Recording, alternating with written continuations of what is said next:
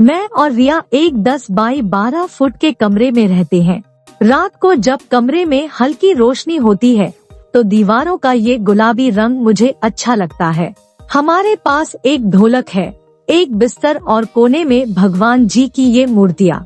रिया इनकी पूजा करती है। रिया कहती है कि जब हम अपने रिश्ते के बारे में अपने परिवार वालों को ही नहीं समझा पाए तो लोगों को इस बारे में समझाने से क्या बदल जाएगा। इसीलिए घर के बारे में बाहर के लोगों से बात ही नहीं करती है। रिया मुझे किसी हीरोइन से कम नहीं लगती। उसकी बड़ी बड़ी आँखें, उसका सफेद दूध जैसा साफ रंग और माथे पर बड़ी बिंदी लगाने का उसे बहुत शौक है। हम दोनों की कहानी करीब 10 साल पहले शुरू हुई थी। पहले रिया का नाम संजू था। हम एक ही कॉलोनी में रहते थे। जब मैं संजू से पहली बार मिला तो वो 10वीं क्लास में था। मैंने 8वीं क्लास के बाद पढ़ाई छोड़ दी थी। माँ बाप और बड़े भाई ने काफी समझाया था कि मैं स्कूल जाऊं, पर उन दिनों मुझे उनकी कोई भी बात समझ नहीं आई। आज मैं भले ही उसे बुरी संगत कहूँ, लेकिन जिन लोगों के साथ मेरा उठना बैठना था उनका मुझ पर काफी असर था। उनमें से ही कुछ लोगों के साथ मिलकर मैंने शादी वाले घरों में जाकर घोड़ी, टप्पे बनने और कई दूसरे तरह के लोकगीत गाने का काम शुरू किया था। 16 साल की उम्र में मैं अपने खर्चे खुद उठाने लायक हो गया था। उधर संजू 12वीं क्लास में आ गया था। हम दोनों नाबालिग थे और लव रिलेशन में थे। वो लड़की है या लड़का, इस बात से मुझे कभी फ़िक्र महसूस नहीं हुआ।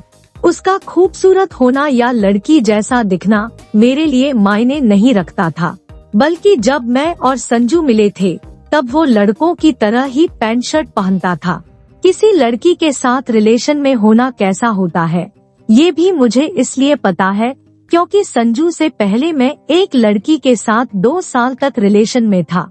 हमारे शारीरिक संबंध भी थे, लेकिन वो मुझसे 8 साल बड़ी थी।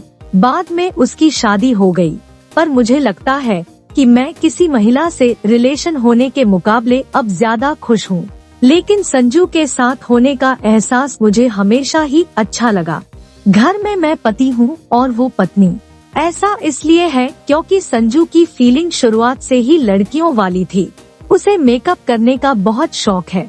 12वीं क्लास में ही उसने अपने कान छिदवा लिए थे और बाल बढ़ाने शुरू कर दिए थे।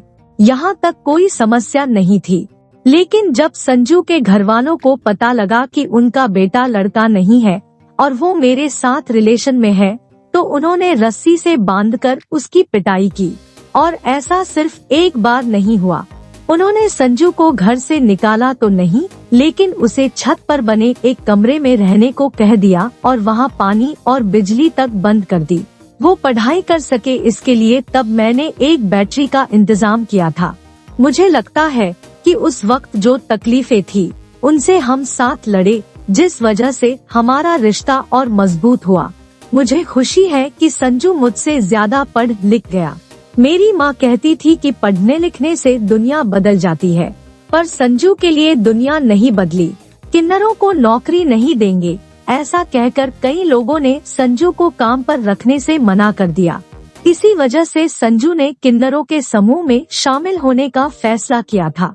हमारे पास कोई विकल्प नहीं था। मैं जानता था कि किन्नरों का ग्रुप ज्वाइन करने का मतलब होगा शादियों और लोगों की खुशी के मौकों पर गाना गा कर पैसे मांगना। मुझे आज भी याद है वो दिन जब मैंने पहली बार रिया संजू को गली में तालियां पीटते देखा था। मुझे बहुत दुख हुआ था। लोगों ने, उसके घरवालों ने उसे वैसे ही स्वीकार किया होता। उसकी थोड़ी भी मदद की होती तो वो आज कुछ और कर रही होती। उसे मजबूरी में इस पेशे में न आना पड़ता। हालांकि मैं अब साउंड सिस्टम लगाने का ठेका लेने लगा हूँ और हम दोनों मिलकर ठीक ठाक कमा लेते हैं, घर चल जाता है। रिया के साथ जो हुआ उसे लेकर शुरुआत में मुझे थोड़ा गुस्सा आता था, लेकिन उसके काम को लेकर शर्मिंदगी का एहसास मुझे कभी नहीं हुआ क्योंकि वो खुश थी, हम खुश थे। किन्नर समूह की मुखिया ने ही संजू का नाम बदलकर रिया रखा था। मैंने इस सब में उसका साथ दिया, पर उसके बड़े भाई और उसके पिता ने कई बार उसकी पिटाई की। रिया के घर का माहौल इतना खराब हो गया कि जब उसकी मां का देहांत हुआ तो परिवार वालों ने उससे मुंडन करवाने को कहा, लेकिन रिया ने साफ मना कर दिया। रिया की मां के गुजरने के कुछ दिन बाद हमने शादी कर ली। हमारी शादी को अब लगभग 10 साल हो गए हैं। एक बार हमने सरकारी दफ्तर में जाकर छोटे बाबू से अपनी शादी रजिस्टर करवाने के बारे में पूछा था। वो बोले, हिजड़ों की शादी रजिस्टर नहीं होती। किसी ने बताया कि रिया सेक्स चेंज ऑपरेशन करा ले तो शादी रजिस्टर हो सकती है, लेकिन ये सब करने की जरूरत हमें महसूस नहीं हुई, तो हमारी शादी की कोई कागजी या कानूनी मान्यता नहीं है। ऐसा रिश्ता बनाने वाले हम अकेले नहीं हैं। रिया के समूह में करीब 25 किन्नर ऐसे हैं जिनसे पुरुषों ने शादी की है। इन 25 में से 10 पुरुष ऐसे हैं जिनकी किसी महिला से भी शादी हुई, उनका परिवार है और बच्चे भी, लेकिन वो सप्ताह में 2 दिन अपने किन्नर पार्टनर के साथ रहते हैं। रिया और मेरे रिलेशन में ये पहले से तय था कि बंदा पति मैं हूँ और रिया मेरी पत्नी है। वो मेरे लिए करवा चौथ का व्रत भी रख लेती है। तैयार होती है तो मुझसे पूछती है कि वो कैसी लग रही है, लेकिन हमारे यहाँ ये नहीं है कि घर में मर्द मैं हूँ तो मेरी ही चलेगी। हर 6 महीने में किन्नर समूह के सदस्य एक पार्टी करते हैं। इसमें सभी किन्नर अपने पतियों के साथ आते हैं। रिया और मुझे ये पार्टियां बहुत पसंद है। इन पार्टियों में सभी जमकर डांस करते हैं और बढ़िया खाते पीते हैं। मुझे ये पार्टियां इसलिए भी पसंद है क्योंकि इनमें रिया एक किन्नर की तरह नहीं बल्कि एक महिला की तरह पेश आती है।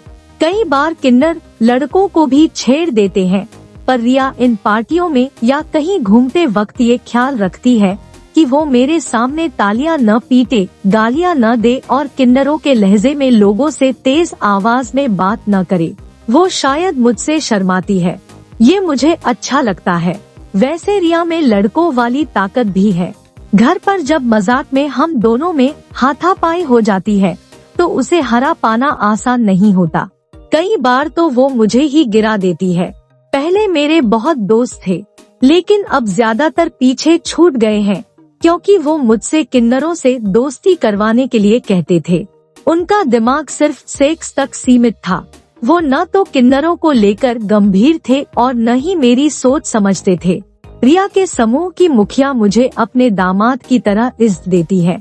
रिया ने शादी से पहले घर छोड़ा था। इस बात को 10 साल से ज्यादा हो गए हैं। तब से लेकर आज तक उसने कभी अपने घर वालों से बात नहीं की। वो अपने भाई और पिता की शक्ल भी नहीं देखना चाहती। उसे लगता है कि वह किन्नर है तो उसे पिता की संपत्ति में भी उसका कोई अधिकार नहीं बचा। पिता के बाद रिया के बड़े भाई को दोनों का हिस्सा लेगा। मेरे घर में भी ज्यादातर लोग मुझसे बात करने से बचते हैं। हमारे ज्यादातर रिश्तेदारों ने कहा कि वो मुझसे तभी मिलेंगे जब मैं रिया को छोड़ दूंगा, तो मैंने रिश्तेदारों को ही छोड़ दिया। हालांकि बीते 2 सालों में परिवार के लोगों ने ये दबाव बढ़ाया है कि मैं किसी लड़की से शादी कर लूं। उन्हें ये लगता रहता है कि मेरी राय बदलेगी। वो शादी के लिए 3 लड़कियों के प्रस्ताव ला चुके हैं, लेकिन मेरी शर्त थी कि मैं शादी के बाद भी रिया का साथ नहीं छोड़ूंगा। ये बात मैं उन्हें टहलाने के लिए कह देता हूँ।